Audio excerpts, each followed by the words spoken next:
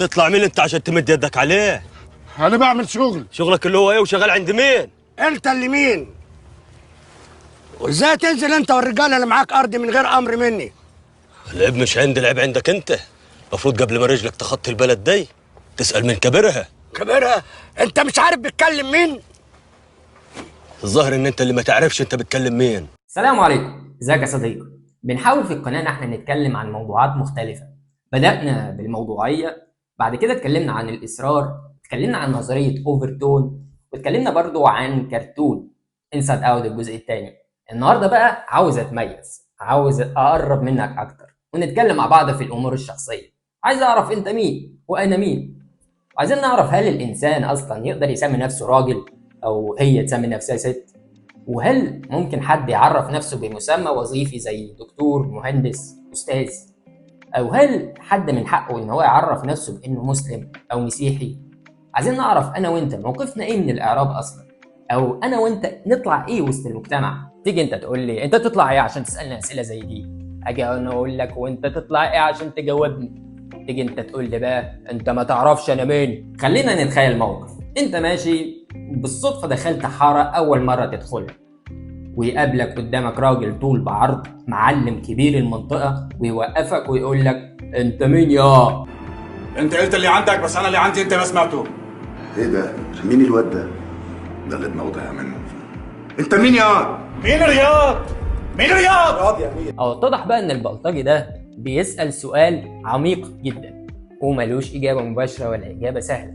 عشان كده انا جهزت له مجموعة حلقات، اتمنى تعجبك وتشترك معايا وتكمل في كل الحلقات. نرجع لموضوعنا. في الموقف ده نجاوب على الراجل ده ازاي؟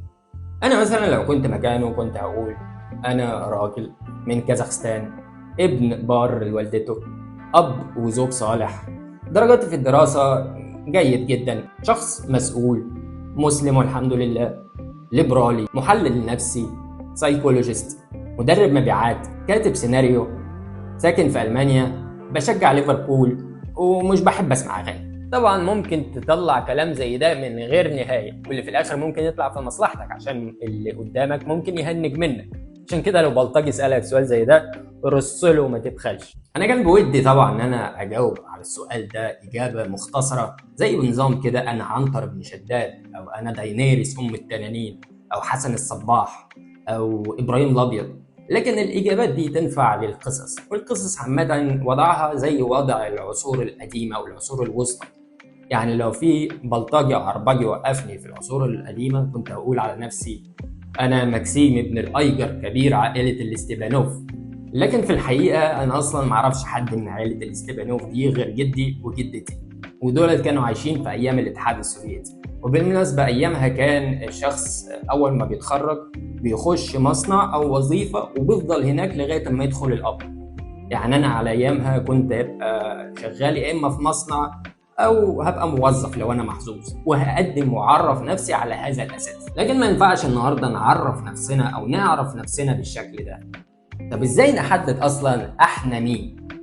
اللي بيدي لك الإجابة على السؤال ده هو علم النفس وعلم الاجتماع. الهوية، وده عبارة عن النوع، الجنسية، الثقافة، العمر، الكلاس، والمهنة.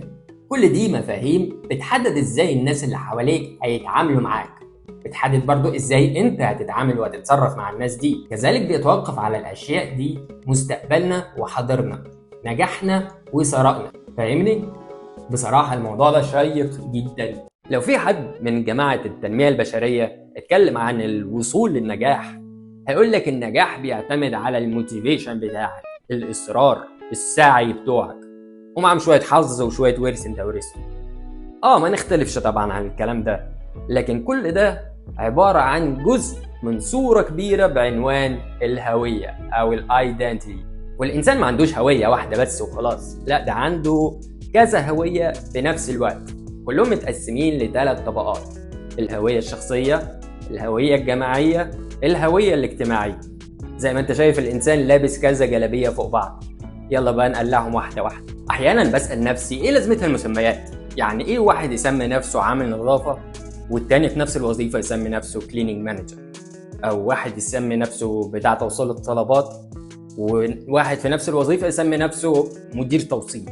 لكن الموضوع مش بالسهولة دي.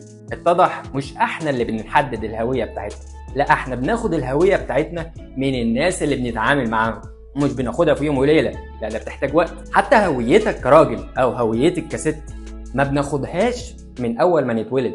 اي نعم احنا بنتولد راجل او ست كنوع، انما كهوية لازم نستحقها. زي مثلا لما في قبيلة من قبائل اثيوبيا بيعملوا طقوس مفروض فيها الولد ينط من على فوق كذا جاموسة واقفين جنب بعض، لو وقع يبقى لسه مش راجل، ولو قدر يبقى يستحق لقب راجل.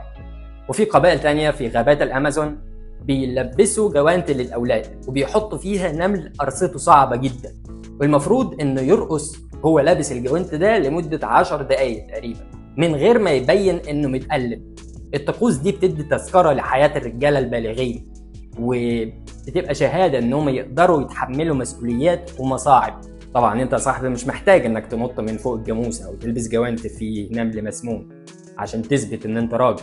ايه ده ذكر يالا في ايه؟ لكن في نفس الوقت المجتمع بيستخدم معايير معينه عشان يحدد اذا كان ده راجل ولا لا. في الحقيقه في دولنا اللي بيقضي الخدمه العسكريه ده يبقى راجل، او اللي متجوز ومخلف وفتح بيت يبقى برضه راجل، او في ناس بتقيس الرجوله بكميه الفلوس اللي بيكسبها الراجل. مشكله الانماط او بسببها ان انت مش انت اللي بتتحكم في هويتك او بتحدد انت مين، لا ده الهوية هي اللي بتتحكم في حياتك. يعني لو انت مربرب شوية وطري عشان عندك ظروف صحية ما، خلاص بمعايير الناس يبقى انت كده فقدت لقب الرجولة. او مثلا مقولة زي الراجل مش بيعيط، بيخليك انت كراجل تكتم مشاعرك وتملى تملى تملى عنف وفي الاخر تنفجر. وانا بقيس الموضوع ده على نفسي الصراحة. لو عندك رأي تاني وعندك شجاعة اكتب لي في كومنت. كذلك في مجموعة خاصة بالبنات زي الأم، الزوجة، بيزنس وومن، سترونج اندبندنت وومن، آنسة، وكل هوية من دول ليها الأنماط بتاعتها. يعني البيزنس وومن بتحاول ان هي تأجل موضوع الخلفة دي على قد ما تقدر. الأم مثلا بتدي نصايح وتعليمات لكل اللي حواليها. المتجوزة تلاقيها المفروض عليها ما تحكيش مع رجالة غرب. اللي مش متجوزة أكيد معيوبة أو فيها حاجة غلط. وفي ستات بيحكوا لستات تانيين إن أهم حاجة يعرفوا يطبخوا كويس، يتجوزوا بدري، يربوا العيال، يهتموا بنفسهم ويسمعوا كلام جوازهم، وهي دي الحياة. وست مثلا البنت بتختار لنفسها هوية من دول وتمشي مع العيب. أو الواحدة فيهم ممكن تسأل نفسها سؤال لكن بصدق، أنا مين وعاوزة إيه؟ وده طبعا الطريق الأصعب.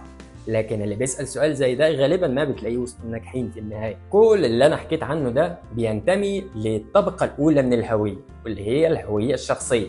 وزي ما قلنا قبل كده لسه في هوية اجتماعية وهوية جماعية.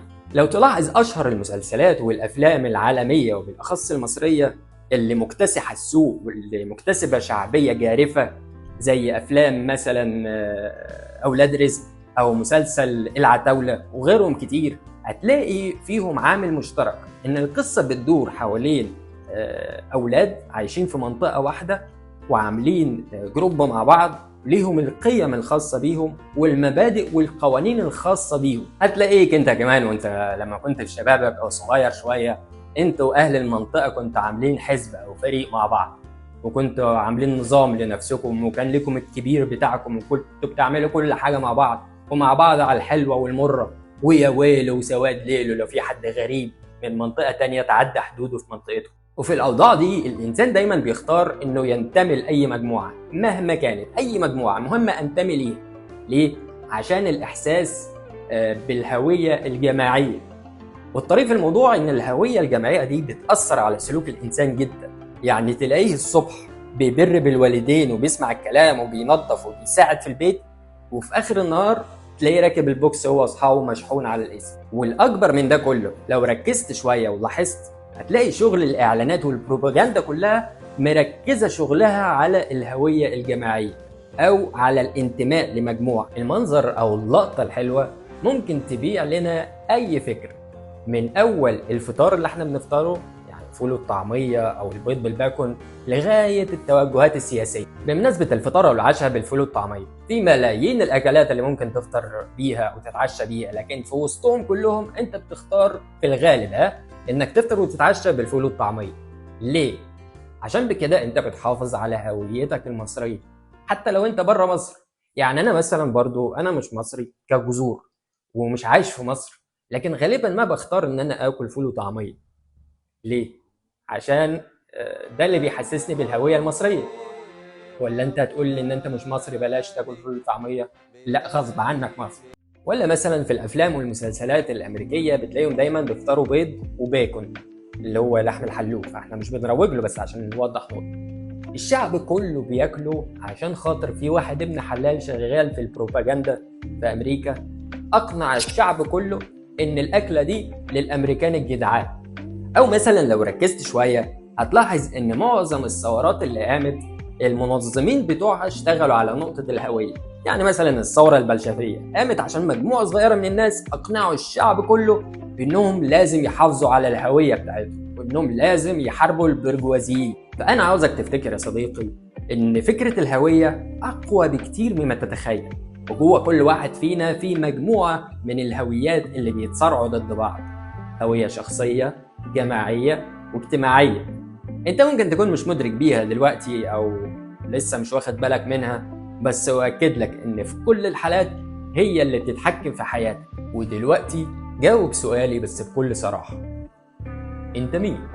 في الحلقه الجايه هنتكلم اكتر عن كل هويه، هنعرف ايه اللي بيخلي فريق كوره يلعب احسن وهو على ارضه، ازاي الناس بيأثروا في بعض، ازاي كل واحد فينا شايف نفسه، ازاي تكتسب عاده جديده، وبرضه هنعرف ازاي البروباجندا الامريكيه نشرت البيض بالباكون والسجاير والبيره وسط الشعب. يا صديقي العزيز، شكرا على متابعتك وعلى وقتك الثمين. اتمنى تكون انبسطت واتمنى ان نتقابل الحلقه الجايه. سلام.